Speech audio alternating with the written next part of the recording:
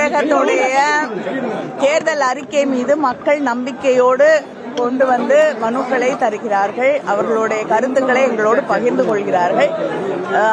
அடுத்து ஆட்சி அமைக்கப் போவது திராவிட முன்னேற்ற கழக ஆட்சி என்ற நம்பிக்கையோடு மக்கள் வருகிறார்கள் என்பதை இது தெளிவாக காட்டுகிறது. அது மட்டுமில்லாமல் ஒரு வாக்குறுதியை கொடுத்தால் நிறைவேற்றக்கூடிய ஒரே இயக்கம் திராவிட முன்னேற்ற கழகம் என்ற நம்பிக்கையோடு வருகிறார்.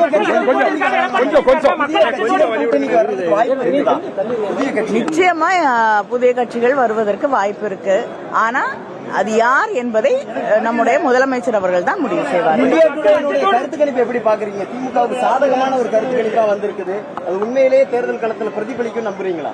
இல்லைங்க, எந்த கருத்து கணிப்பு வராட்டியும் நிச்சயமாக தேர்தல் களம் திராவிட முன்னேற்ற கழக கூட்டணிக்கு சாதகமாக இருப்பதாகத்தான் நான் கண்கூடாக ராகுல் காந்தி அவர்களோடு சந்திப்பு நடத்தினீங்க. அந்த பேச்சுவார்த்தை சுமூகமாக இருந்ததா? அந்த கூட்டணி எப்படி உறுதி செய்யப்பட்டு விட்டதா? இல்ல இன்னும் அதுல சலசலப்பு இல்ல, கூட்டணி உறுதி நான் செய்ய வேண்டியதில்லை. முதல்லயே கிட்டத்தட்ட பல ஆண்டுகளாக காங்கிரஸ் இயக்கத்தோடு திராவிட முன்னேற்ற கழகத்திற்கு ஒரு கூட்டணி இருக்கு.